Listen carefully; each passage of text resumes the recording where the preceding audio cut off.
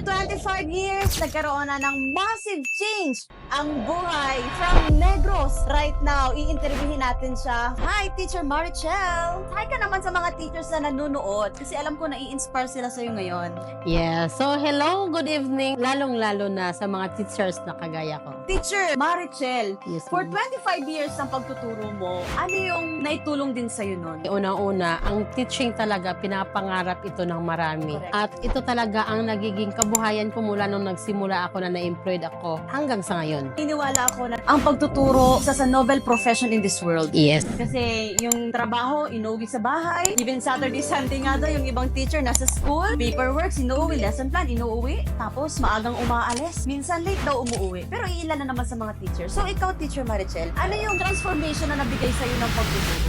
Unang-una, itong pagtuturo talaga ay vocation dahil hindi basta-basta. Hindi lamang titingnan mo ang salary na i-receive mo dito, passion mo, ang love mo sa pagtuturo. Love mo ba ang mga bata? Dahil kung salary lang talaga ang titingnan mo, hindi ka magtagal dito sa deep end. Tama. Yes. Speaking of salary, after 25 years, magkano yung net pay mo? 25 years in service, but ang net pay ko is 5,800.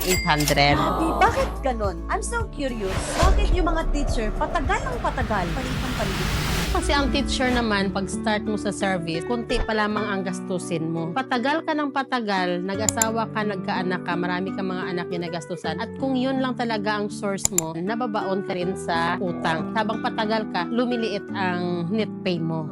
Sabi nga Yes. nila London Bridge is falling down. Yes, ang mga linding naman talaga, yung teacher talaga yung gusto nilang pautangin. Bakit? Dahil secure sila na makapaningil talaga sila. Hindi pa yan aabot sa kamay ng teacher, na-deduct na yan sa kanila. Meaning in 25 years of our life, naging ganun yung cycle mo. Yes. So anong point ng buhay mo na naparealize ka na till when? Ganito yung setup ng buhay ko.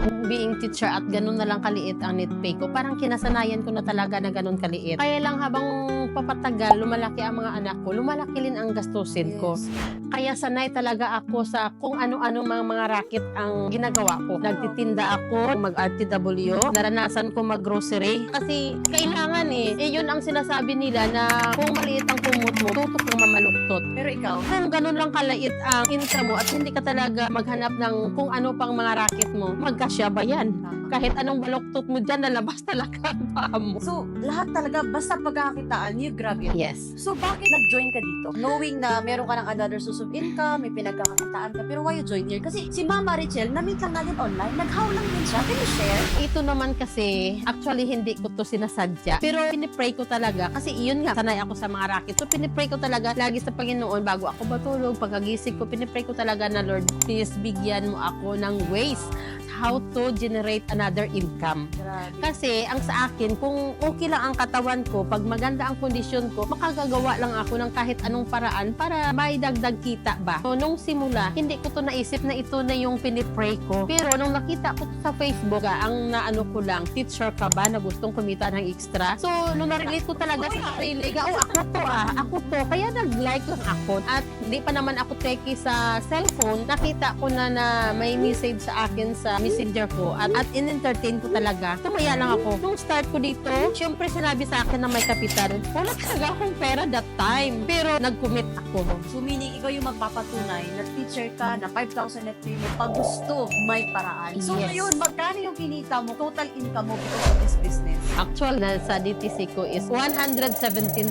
Wow! Really? So ginagawa ni Goso part-time, ganun na yung income niya. So ano nga yung message mo sa mga teacher? Kasi I know, while nanonood sila, some of them, nare-reflect nila, ganyan din ako. So anong message mo sa mga teacher na nanonood sa'yo right now to grab this opportunity?